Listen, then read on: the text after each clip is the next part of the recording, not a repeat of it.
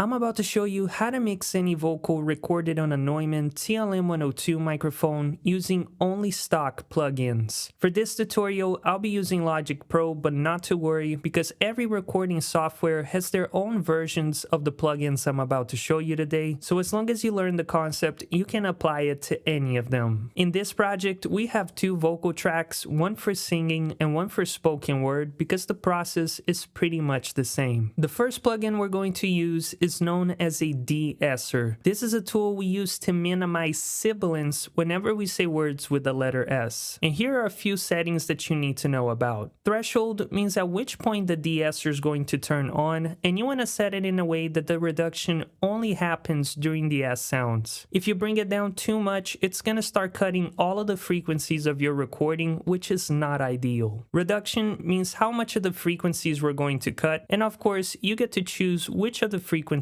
to attenuate. Usually, sibilance is going to be found anywhere from 4,000 to 10,000 hertz, and this will change from person to person based on their own voice, but the best way I found to locate sibilance is just to pull up an EQ, and as your track is playing in the background, pay attention to some spikes in that frequency range. So let's have a listen. This is a sibilance test exaggerating the S's in this recording. To me, that was around 8,000 hertz. And as a rule of thumb, I like to keep the reduction around 10 decibels, but this may change depending on how harsh your own recording is. At the bottom, you can also choose between a bell curve or a shelf, but since I want to be more specific with my cuts, I'm gonna go ahead and select the bell curve and keep the settings on wide. So now let's listen to the vocal track before and after applying the DEESSER. This is a sibilance test exaggerating the S's in this recording. This is a sibilance test exaggerating the S's in this recording. The next plugin we're going to use is SUBTRACTIVE EQ. EQ is just short for equalizer, and it's a tool that we use to shape the sound of our recordings by either boosting or cutting certain frequencies. On a typical EQ plugin, the frequencies range from 20 Hz all the way up to 20,000 Hz, and the whole concept is if you grab any of the EQ bands and you bring them up, that would be a boost. If you bring them down, that would be a cut. Now that you know the basics, the first trick that I want to show you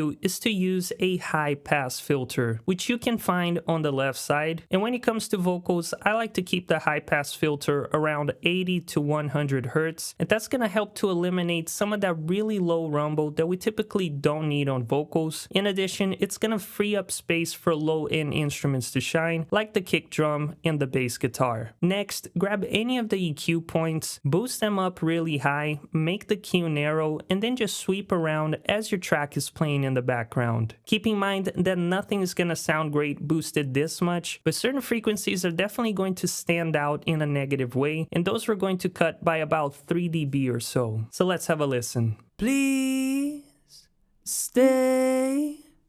I want you, I need you, oh God. Don't take these beautiful things that I've got.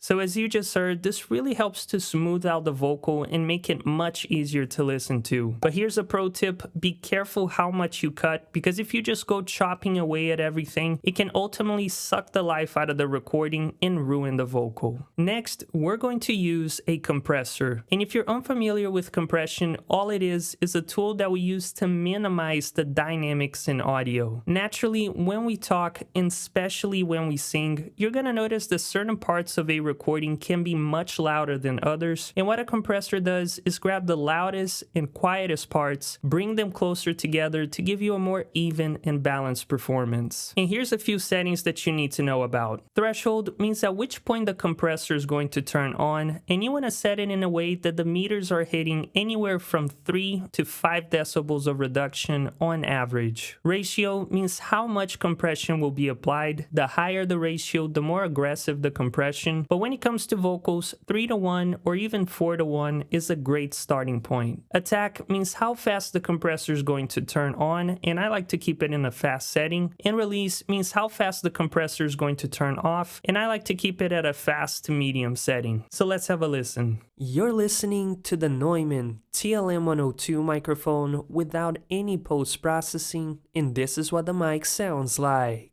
Now you're listening to the TLM 102 with a bit of compression, and this is what it sounds like. As you just heard, this made the vocal sound much fuller and way more consistent. And by the way, if you enjoyed tutorials like this one, then don't forget to leave a like and subscribe to the channel. The next plugin in this vocal chain is Additive EQ. This time, we're actually going to boost certain frequencies to enhance our recording. When looking at the frequency response graph of the Neumann TLM 102, as you can see, it does already have a slight treble boost on its own. For that reason, I don't typically like to boost the high end of this microphone. However, if you feel like your vocal is sounding dull and it's just not cutting through the mix, then you might want to consider using a high shelf around 10,000 Hz, and this is going to help to add a bit of sparkle to the recording. In addition, if you feel like the vocal is sounding thin and you want to add a bit of that chest sound to your voice, then try boosting around 100 Hz, and this is going to help introduce some low end to your recording. You're listening to the natural sound of the Neumann TLM 102,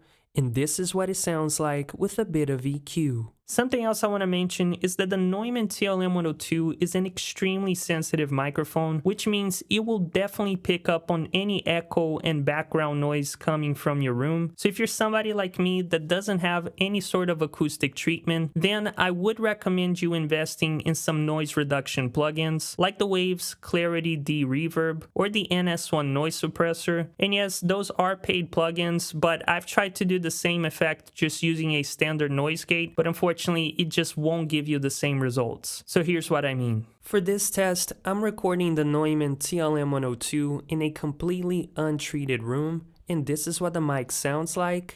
And now I've added the Clarity D Reverb plugin to my vocal track. Can you hear a difference? If so, let me know in the comments. So now let's listen to the vocal tracks completely raw and then with all of the plugins. You're listening to the Neumann TLM 102 condenser microphone, and this is what the mic sounds like. Now you're listening to the TLM 102 with a bit of EQ and compression, and this is what the mic sounds like fully mixed. Please stay. I want you, I need you, oh God. Don't take these beautiful things that I've got.